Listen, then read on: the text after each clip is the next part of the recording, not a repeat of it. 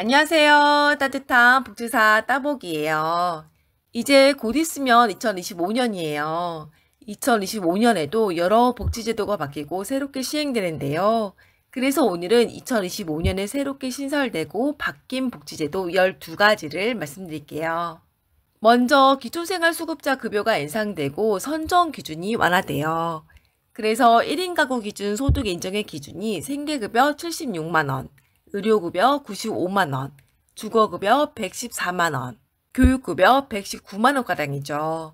여기에 생계급여의 자동차 기준, 부양후자 기준도 대폭 완화돼서 이전보다 더 많은 분들이 생계급여를 받을 수 있게 됐고 65세 이상 노인의 경우 근로소득 공제가 이전보다 많이 돼서 수급비 차감 없이 돈을 벌 수도 있어요. 또 주거급여, 교육급여도 모두 이전보다 금액이 조금씩 인상됐고 자활급여 단가도 인상됐어요. 그래서 하루 단가가 근로유지형은 32,980원, 사회서비스형 56,210원, 시장진입형 64,220원이에요. 그래서 한 달 근무 시 근로유지형 최대 85만 7천원, 사회서비스형 최대 146만 1천원, 시장진입형 최대 167만원가량 받을 수 있어요. 두 번째, 의료급여 본인 부담 체계가 개편되고 부양비 기준이 완화돼요. 그동안 정액제 위주였던 의료급여 본인 부담금이 2025년 하반기부터 정률제로 바뀌어요. 그래서 의료급여 1종의 경우 진료비의 4%에서 8%까지, 의료급여 2종의 경우 4%에서 15%까지로 변경되고 약국은 현재 500원에서 2%로 바뀌어요. 이렇게 되면 본인 부담금이 오를 수밖에 없는데요. 이에 정부는 현재 매월 6,000원인 건강생활 유지비를 12,000원으로 인상해서 수급자들의 의료비 부담을 줄이겠다고 했어요. 또 부양의무자 부양비 부과 비율도 일괄 10%로 적용시켜서 부양의무자 때문에 의료급여에 탈락하는 경우가 감소하도록 했죠. 세 번째, 자활성공지원금이 신설돼요. 정부는 자활근로사업에 참여했던 조건부 수급자가 민간시장에 취업, 창업해서 탈수급했다면 2025년 하반기부터 자활성공지원금을 지원해줘요. 만약 수급자분이 6개월 동안 일을 계속했다면 50만원, 추가로 6개월 동안 일을 계속했다면 100만원을 더 지급해줘서 1년간 최대 150만원까지 받을 수 있어요. 네 번째, 통합문화이용권 지원이 확대돼요.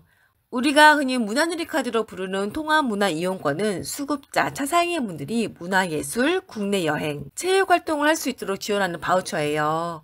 2024년에는 1인당 1년에 13만원 지원해줬는데 2025년부터는 만원 올라서 1인당 14만원 지원해줘요.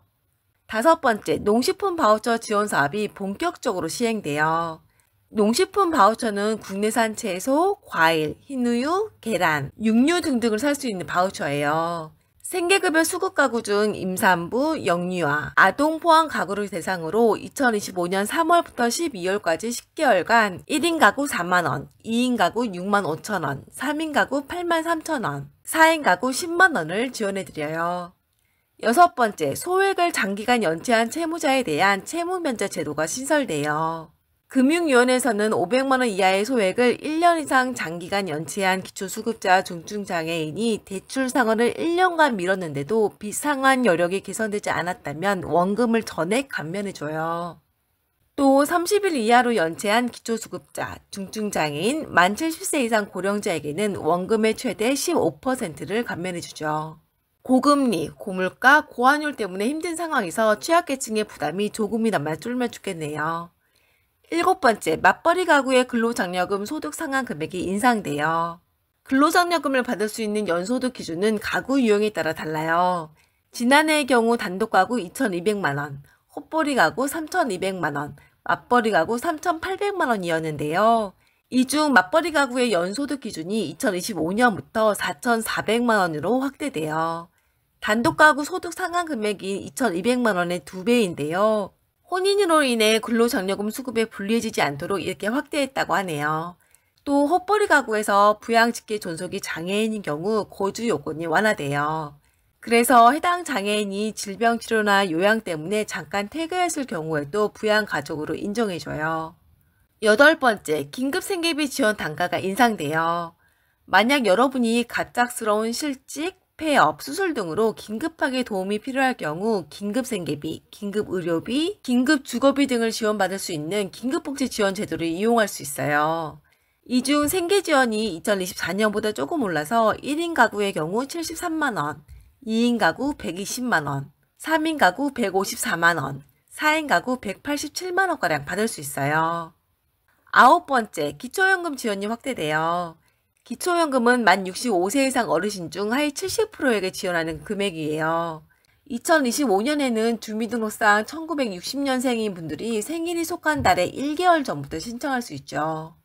2024년 기초연금은 단독가구 최대 33만 4,810원, 부부가구 최대 53만 5,680원이었는데 이게 올해 각각 조금씩 올라서 단독가구 최대 34만 3,510원, 부부가구 최대 54만 9,600원 받을 수 있어요. 10번째, 장애인연금 기초급여가 인상돼요. 장애인연금도 기초연금처럼 1인당 기초급여가 34만 3,510원으로 올해보다 8,700원 올라요.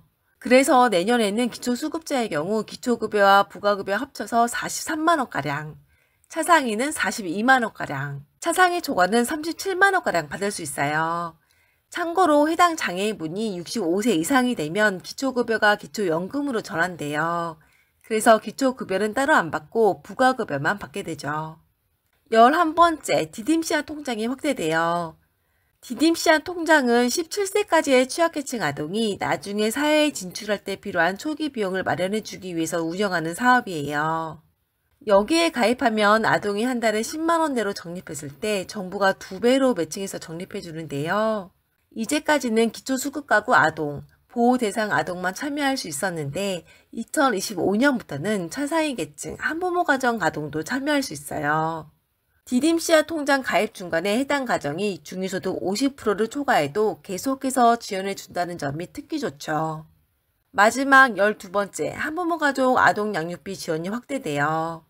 이건 18세 미만 자녀를 양육하는 기준 중위소득 63% 이하의 한부모 가족에게 지원하는 제도인데요. 2025년에는 아동 양육비가 올라서 한 달 21만원이었던 금액이 23만원으로 오르고 한 달 35만원이었던 청소년 한부모 아동 양육비는 37만원으로 오르죠. 그간 중고등학생에게 지원해주던 학용품비도 2025년부터는 초등학생까지 지원해주고요. 참고로 한부모 가족에게는 7월부터 양육비 선지급제가 시행돼요.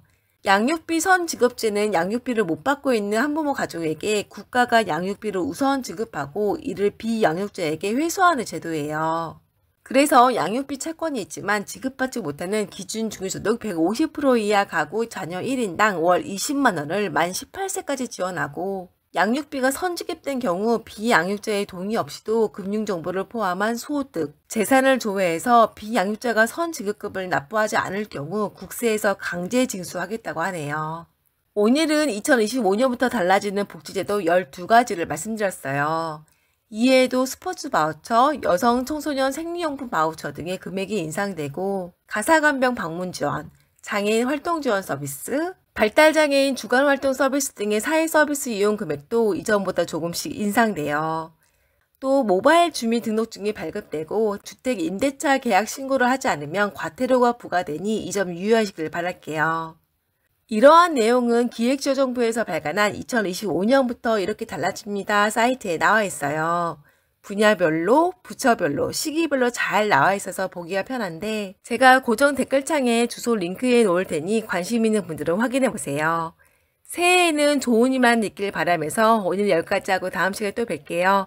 나무라도 좋은 시간 보내세요.